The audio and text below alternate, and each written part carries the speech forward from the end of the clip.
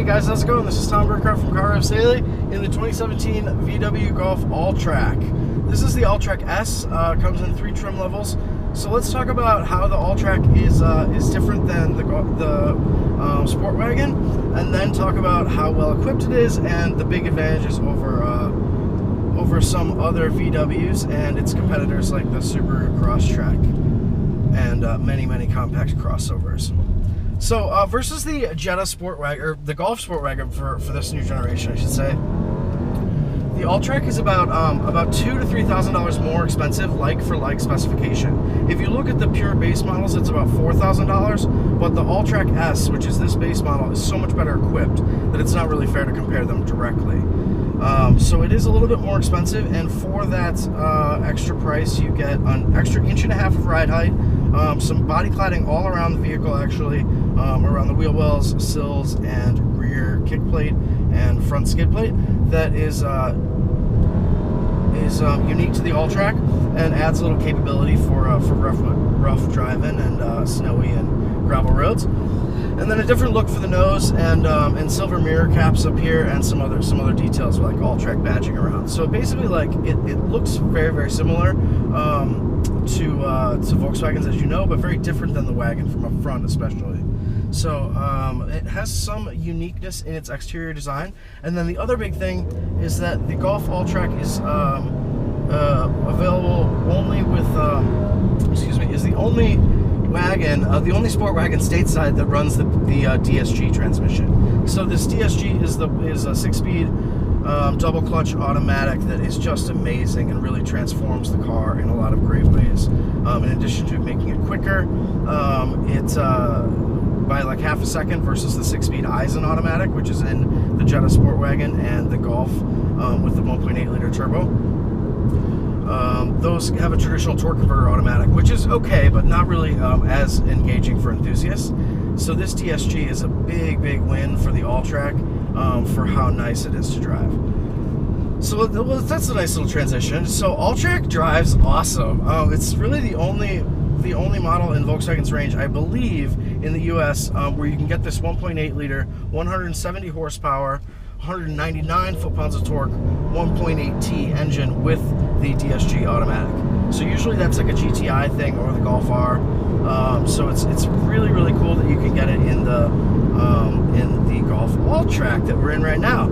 So why is it so much better? So there are a couple different ways you can adjust the way the Alltrack drives. You've got the driving mode selections, which is like normal, sport, custom, and off-road, which are each helpful for their own way. Sport, I've been driving in, is much nicer for the firm steering, and it actually stays in sport when you turn the car off, which is fantastic. And then there's a second level of sportiness that you can engage for the drive profile, which is when you just pull down on the shifter, it goes from D to S and then back and forth to S. So of course you got paddle shifters, but once you've put that in S, I mean, this is a really convincing sport mode that really delivers the goods. So it's about 7.3 seconds, 7.2, 7.3 to 60 miles an hour, which is significantly faster than the Sportwagen. I think it's faster by about a second than the Golf Sportwagen with that traditional automatic. Same engine, but the traditional automatic is much slower.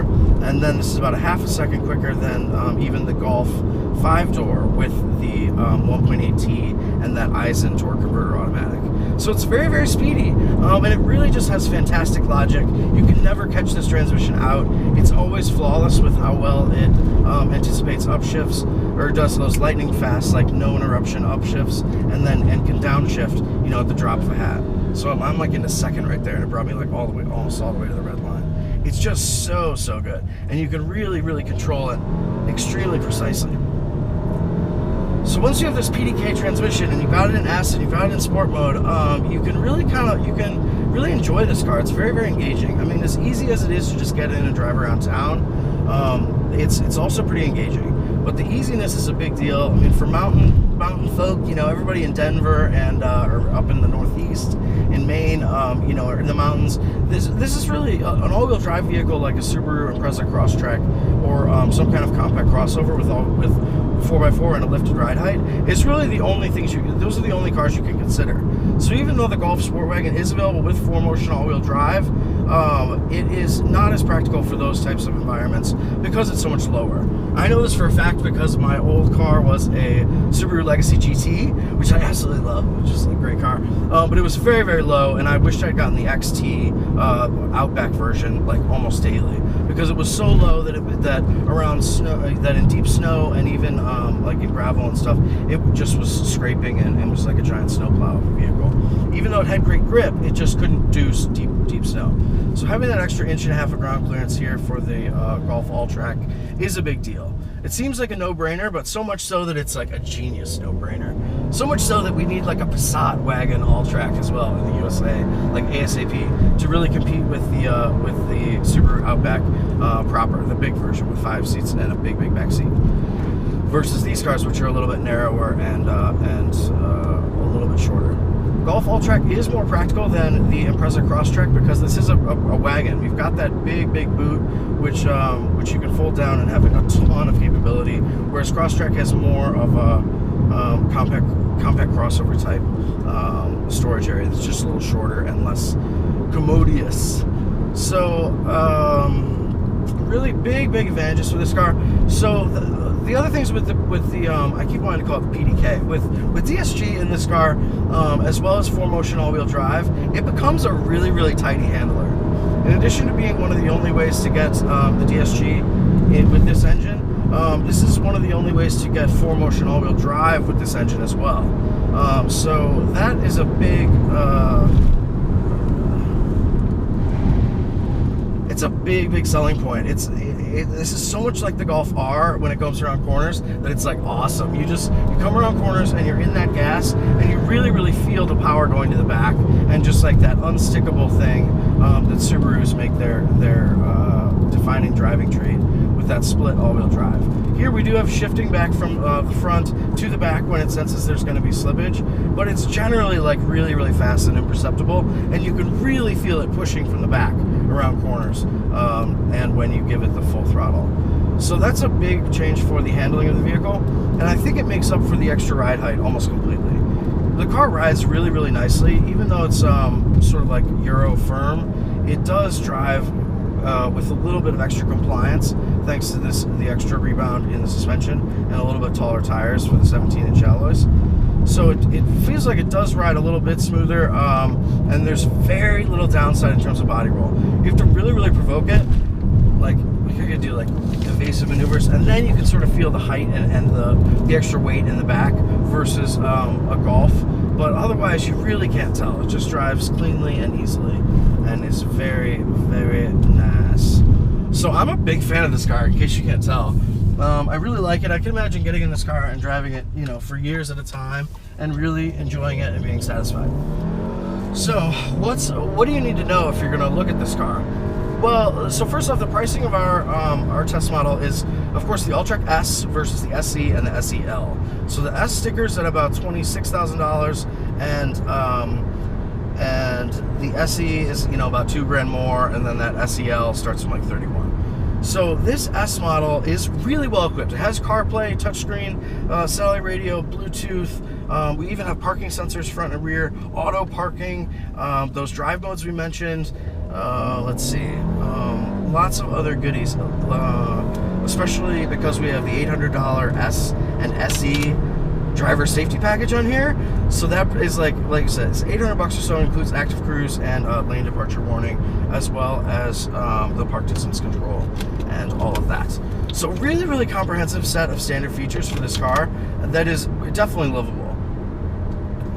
But if you have the option and the means, go up to the Golf Alltrack SE, because it has a lot of stuff that you're really gonna appreciate in the life of the car. Oh shit, I missed my turn.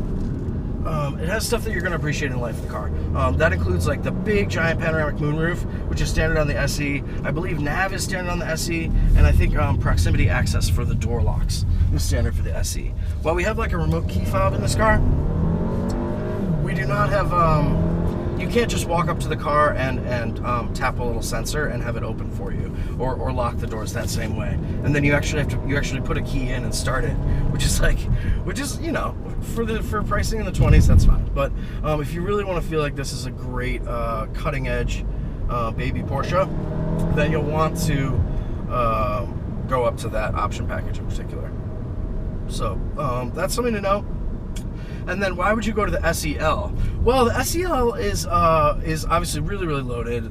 So swaps into a more luxe mode with bigger wheels, and everything is standard.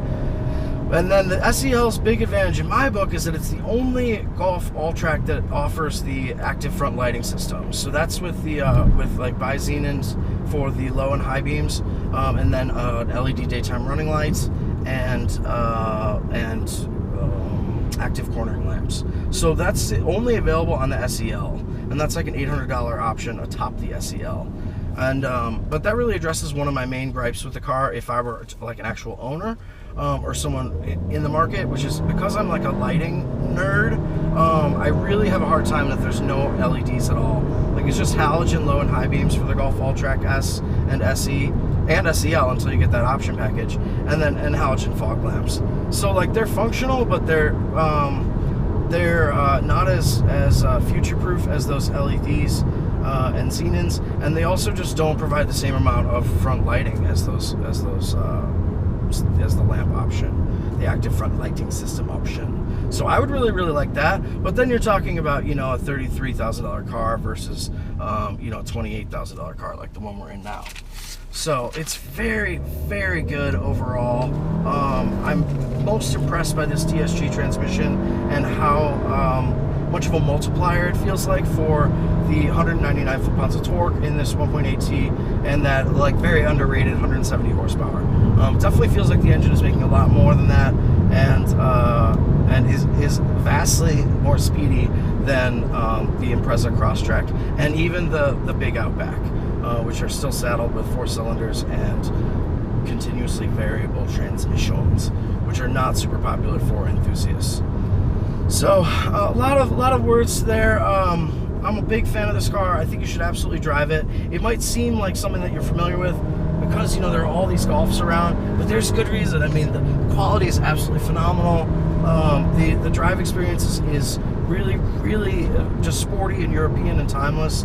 And for the first time, we have a really great quality and value equation in the Volkswagen lineup. I mean, they could have easily brought this car over a couple of years ago and priced it, you know, from $30,000 and tried to go up to $40,000 when it was loaded. And at that point, it would be like, okay, you might want a little bigger car.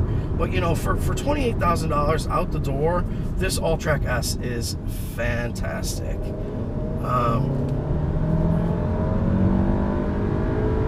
Rev it out a little bit more.